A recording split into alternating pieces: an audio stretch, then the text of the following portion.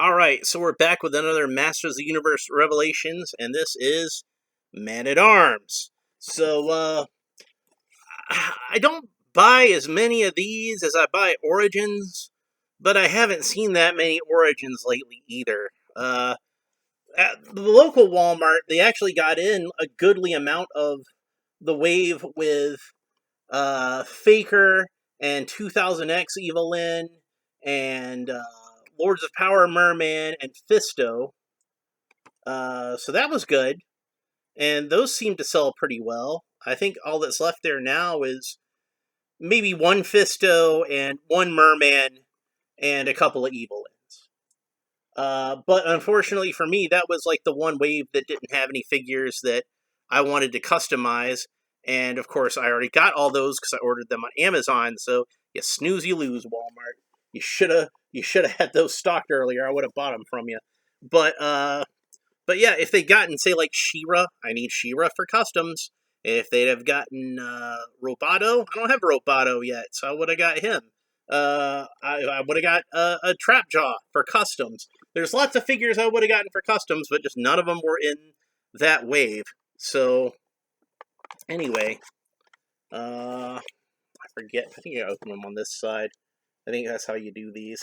So, when I went to Target, I found this Man-at-Arms figure and a bunch of other ones because I guess it just opened up some cases of Revelations, and they had a ton of Masterverse is the actual overall name of this line, but they had a ton of this second wave.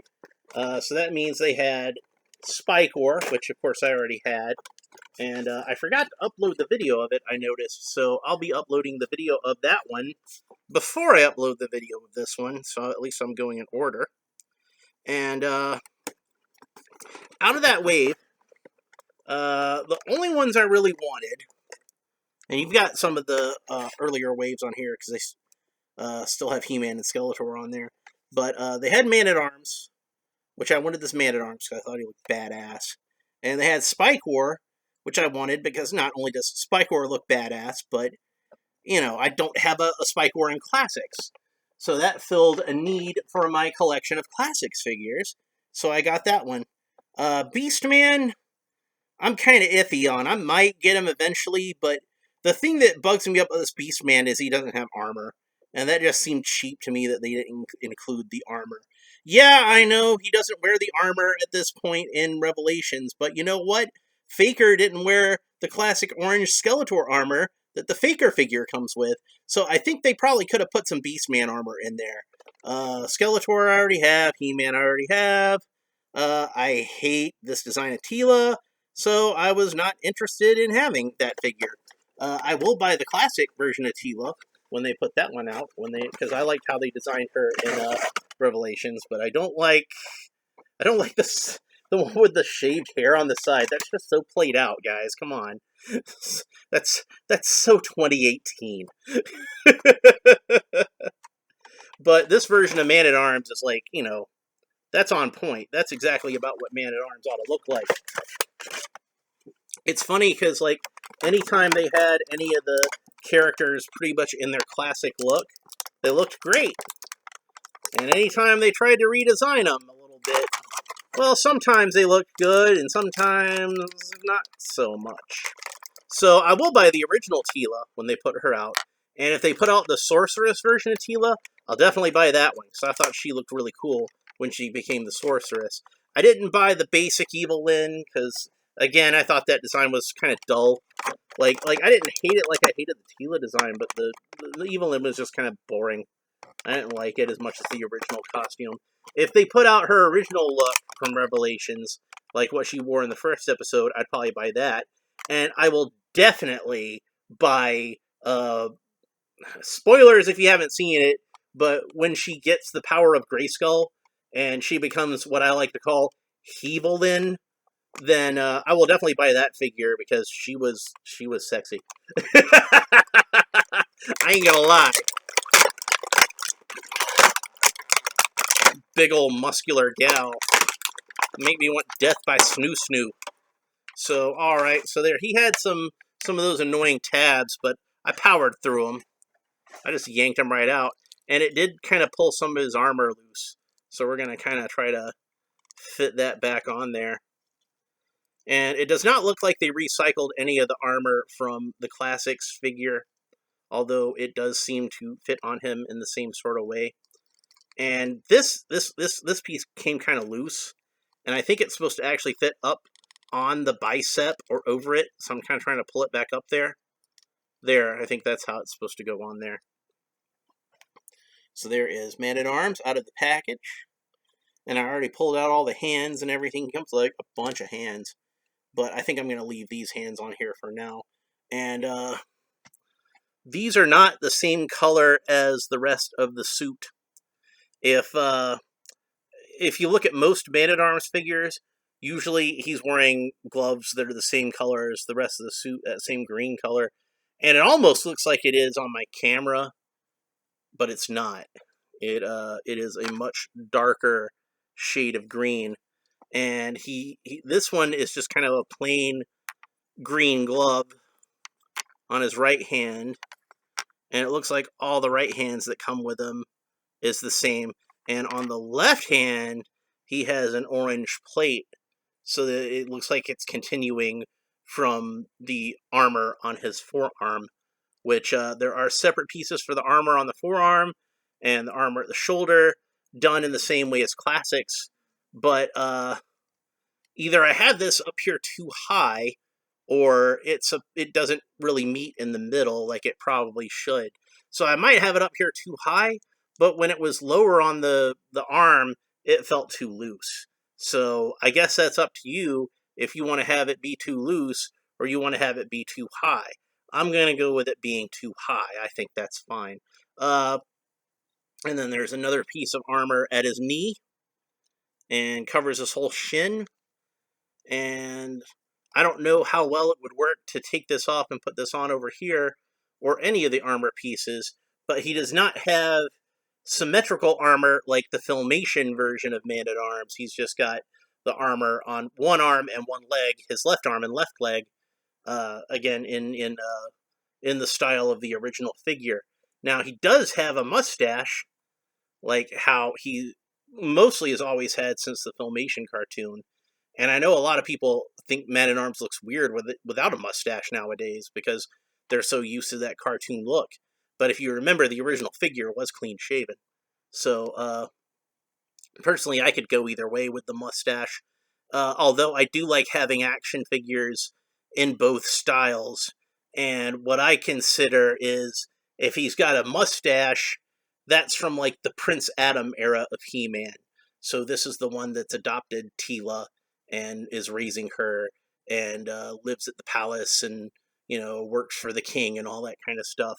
And the clean-shaven one is him in his younger days when he used to pal around with Ular and Teela Na before she became the sorceress, and Prince Randor and Captain Marlena Glenn, who has just crash-landed on this planet. So I've got room for both the clean-shaven and mustache versions of Man-at-Arms in my collection. I'm happy to have both. So I'm going to put Duncan down for just a minute. And let's see, I'll put him here. And if he'll stand properly, he can at least be a little bit on camera while I talk about him. He's got those kind of rocker ankles. So I'm going to make sure I got him posed right. I don't want him to fall over, because if he does, he's going to hit my keyboard or my mouse and mess something up. So I'm trying to be really careful with him as I position him. And we'll tilt it a little bit so we can see him as we talk about him. Just down here in the corner. He's chilling. So, like I mentioned, he comes with a lot of hands. A lot of these Revelations figures, Masterverse, whatever you want to call them, they come with extra hands. So he's got this one that's a closed right fist. This one that's an open right hand. And as I show these off, you can see that they both are plain dark green gloves, maybe even dark gray. In this light, it looks like they're dark green. And then for the right hand, or the left hand, I'm sorry, you have another gripping hand, and you have another closed fist. So that gives you a lot of display options as to, let me get that to focus a little better. Maybe we can see that a little bit better. Okay. That gives you a lot of display options as to how you would want to pose Man-at-Arms. I think for now I'm going to leave him with the open hand and the gripping hand on the right hand, and the open hand on the left hand. So let's go ahead and put the mace in his hand and see how he looks with that. And the mace is pretty cool. It's pretty heavy. The general shape of it reminds me a lot of how it was drawn on the Filmation cartoons, but it does still have the studs around the edge like the vintage figure had. I don't remember exactly what it looked like on the Revelations cartoon, but I'm guessing it's probably pretty accurate to how it looked on that. I like him to have a big, powerful mace as opposed to the original figure. I felt like the mace that came with him was a little puny and undersized, and this one is a little more badass and, could really bash somebody's head in, so that's a good thing.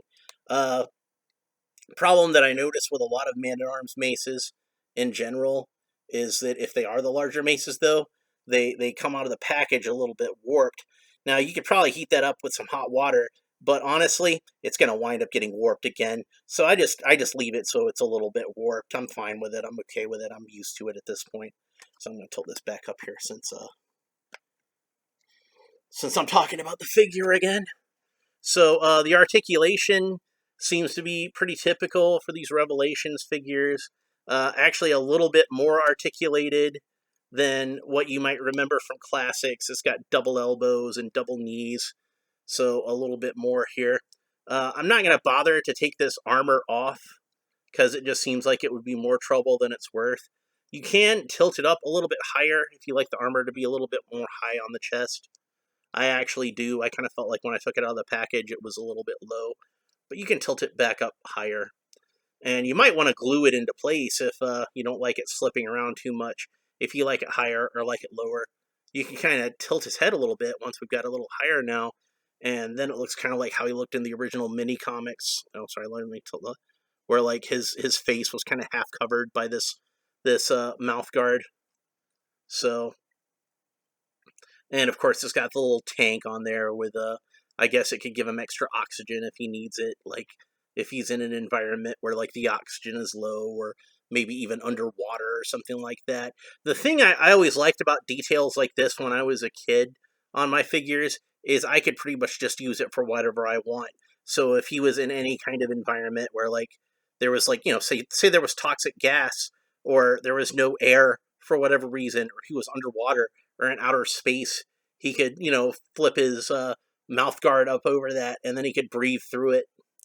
And that's just the sort of thing. That's like the magic of these toys. Like a lot of the toys, like G.I. Joe was like this too, but especially with Masters of the Universe, they'd have all these kind of weird doodads sculpted into the figures and the vehicles, and you could just kind of, imagine whatever you wanted to with them, and they really did open up a kid's imagination quite a bit, I think.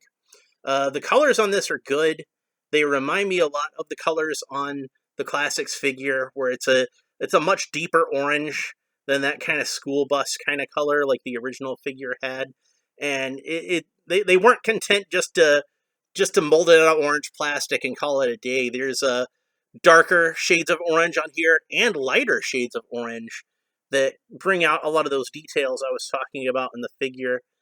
You can see how they went back to the original figure design, and they have kind of the fur trim around the shoulders of his armor, and I love that. My favorite He-Man figures are the ones that adhere a lot to that barbarian look, and the original Man-at-Arms was very much inspired by like Spanish conquistadors, and that's why like the original one even had like a pointier helmet than this one, because like this was just the shape of the helmet that they came up with that would be easiest to mold. But the original one, it did look a lot more like a Spanish conquistador helmet, where it was kind of that sort of almost pointy sort of dome with the almost like a fin on top of it. But yeah, he definitely fit. He's a lot like that old mini comics Man-at-Arms. And there's also things where you can tell they were kind of trying to keep him in line with like the 2000X version of Man-at-Arms, and things where you can tell like they were paying homage to Filmation. And probably one of the better designs I've seen from Revelations, and it definitely pays a lot of homage to older figures. So even if you're somebody who was a hater on the Revelations show and you didn't like it, if you just want a cool Man-at-Arms figure, like, go ahead and pick this one up. I think he's definitely worth it. So, I would say most people who collected classics probably already have Man-at-Arms in their collection. He was a figure that it was fairly easy to get. I think they'd re-released him at a certain point, and he came with the Battle Ram, so you could get him by buying the Battle Ram, and they had the Snake Man-at-Arms, and if you could get a hold of that one, that was a good 2000X suit, and maybe if you're lucky, you could get like uh, an extra human Man-at-Arms head to put on there from, somebody who maybe had the classics figure, but they only wanted to display him with one head. I would imagine some people probably bought two of the classics ones so they could display them with each head. So it would probably be a little easier to get the clean shaven one, I would think, because more people tend to like him with the mustache. But it's not that hard to put a mustache on an action figure. You could do that with a magic marker. Seriously, just with a Sharpie, just kind of, there we go. He's got a mustache now, and that's fine. I've painted mustaches on lots of figures, and it's usually pretty effective. It's a lot easier to put a mustache onto a figure than it is to take a mustache off of a figure. So there's your action figure customizing tip for the day. But yeah, if he was a character that I did not have in my classics collection, I would definitely want to pick this one up because he would fit the bill. He fits in with classics pretty well, and I think he would look good with those figures. But of course, I already do have a couple of different Man-at-Arms figures for the very reasons I was talking about. And yes, I display one with the mustache and one without. But I didn't buy two of the same one. I bought the original one, and I bought the one that came with the Battle Ram.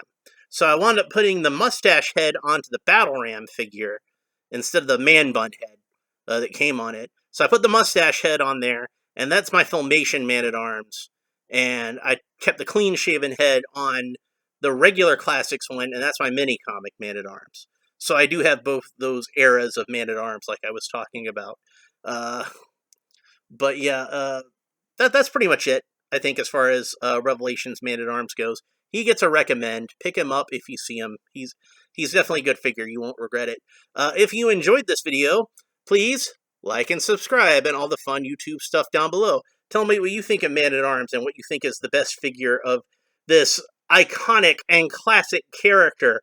I really like Man-at-Arms. He's one of my favorites. I like him as like kind of the older, wiser mentor figure to Prince Adam / He-Man. I think he works really well in that role. But I also like using him in the context of the mini comics where he's kind of a contemporary of, the Ular, the Savage He-Man. So yeah, I like them both, and I'm glad that I have both figures for classics. And this is another really cool Man-at-Arms figure to have in my collection. I've got the vintage one, of course, and I've got the 2000X one, and then I've got the two classics versions I was talking about, and then the Origins Man-at-Arms, of course, and now I have this bad boy. So definitely, if you're a fan of Man-at-Arms, buy this figure. You won't regret it. All right, we'll talk to you next time. Bye.